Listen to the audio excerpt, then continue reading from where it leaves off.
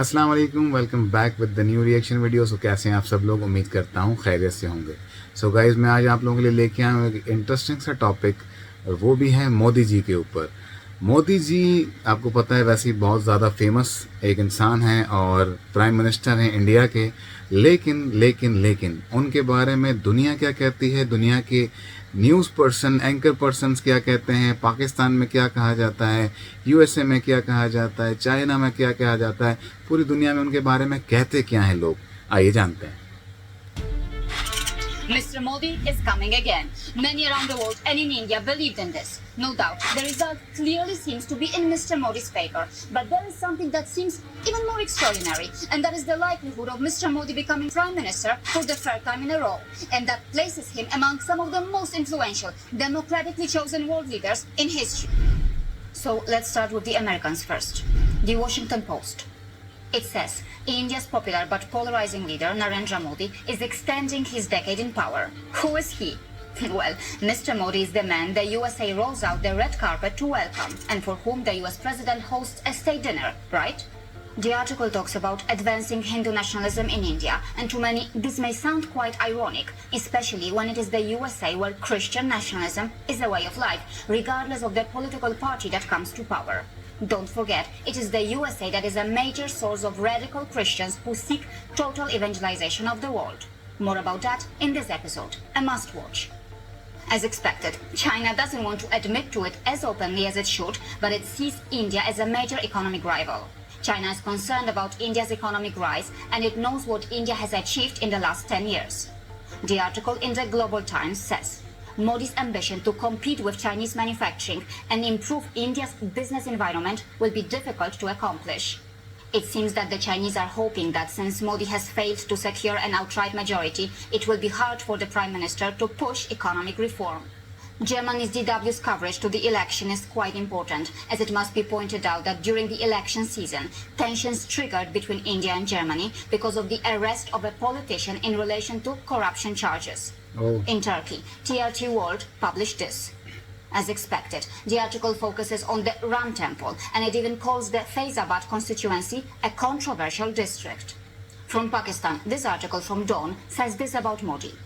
Using terms such as anti-Muslim and anti-Pakistan, it claims that a third term for Modi could destroy India's secular identity and democracy altogether. And Indians, pay attention to this. The Pakistani newspaper's article clearly says this: Modi's victory, even if diluted, is certainly not a good omen for Pakistan. Quite strangely, the Pakistani newspaper also published these pictures. As reported, some people protesting in the POK against Modi's Indian election victory.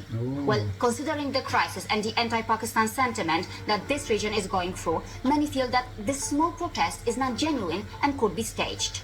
As far as the Western media coverage about Modi's third term is concerned, seeing all this, one can easily see that all this so-called neutral coverage isn't neutral at all.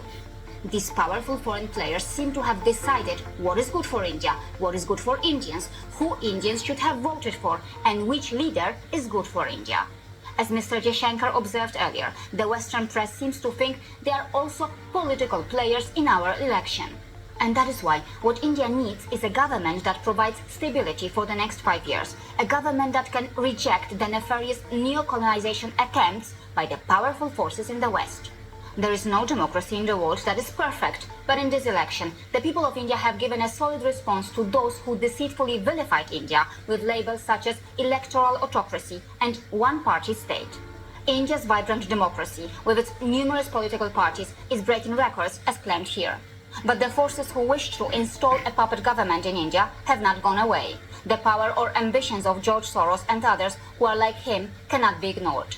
In 2029, India will have to be more careful to deal with all the external forces who may wish to influence India's elections. The West's deceitful geopolitical maneuvering seems quite strategic, and yes, on occasion, its fine-tuned machinery works very well. For example, on the one hand, the Western institutions and the Western criminal democracies come up with twisted global indexes or statements that deceitfully show how terrible India's democracy and situation is. This gives enough politically charged masala to many in India, creating a sort of political chaos in India.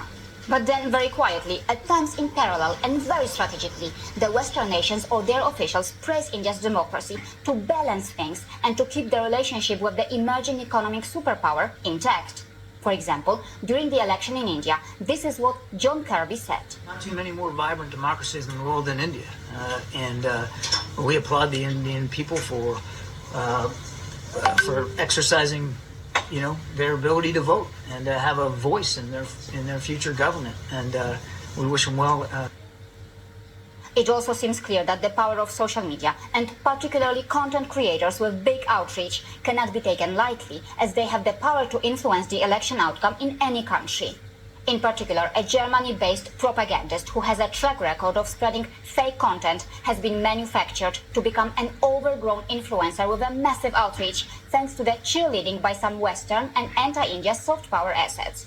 And let's not forget that Indians are communicating with their fellow Indians using social media platforms that are owned or controlled by foreigners or foreign entities. I would like to know, are those foreigners or foreign entities accountable enough to Indians? Are they transparent enough to Indians? If not, then why not? Would Americans like it if a foreign-owned social media platform that has a mysterious hidden algorithm became a main player for Americans to communicate with their own countrymen during their election? I was born in Europe, but I decided to make India my home, and it was a good decision. The world's largest democracy has not disappointed me. What I can see is that, regardless of the negative propaganda and vilification that India faces from its enemies, in many ways, India's democracy is a role model for the world. So guys, ये था आज का video जिसमें साफ साफ बताया गया है कुछ लोग परेशान हैं और कुछ हैरान हैं। जैसे कि पाकिस्तान अपने तरीके से परेशान भी है और काफ़ी कुछ बोल भी रहा है मोदी जी के बारे में कि वो एक टेररिस्ट हैं या एक किस्म का जो है उनके आने से खौफ है। चाइना वाले इस चीज़ से टेंशन में है कि इनकी इकोनॉमिक ग्रोथ इतनी बढ़ गई है, ये हमारे को भी लीड कर जाएंगे एक दिन। अमेरिका इनके बारे में बोल रहा है, आखिर ये कौन है बंदा ऐसा जो कि इस तरीके से हिंदुइज़्म को फैला रहा है। और इसके साथ साथ यूट्यूबर्स जो हैं बड़े सपोर्ट कर रहे हैं, उनके जो हैं व्लॉग्स की वजह से, उनकी ग्रोथ की वजह से इकनॉमिक वहाँ पे बढ़ रही है और वहाँ पे इतना कुछ हो रहा है इंडिया के अंदर जो कि मोदी की फेवर में जा रहा है। चाहे वो उनकी अपोजिशन पार्टी वाले उनको हेट करें या कोई भी उनसे हेट करे, वो थर्ड टाइम प्राइम मिनिस्टर बनने जा रहे हैं। और ये एक बहुत बड़ी बात है, एक बहुत बड़ी कामयाबी है उनके लिए कि पूरा वर्ल्ड परेशान है इस बात को लेके कि एक बार फिर मोदी सरकार। तो आपको ये कैसा लगा वीडियो कमेंट सेक्शन में ज़रूर बताइएगा और अपना ख्याल रखें। अल्लाह हाफ़िज़।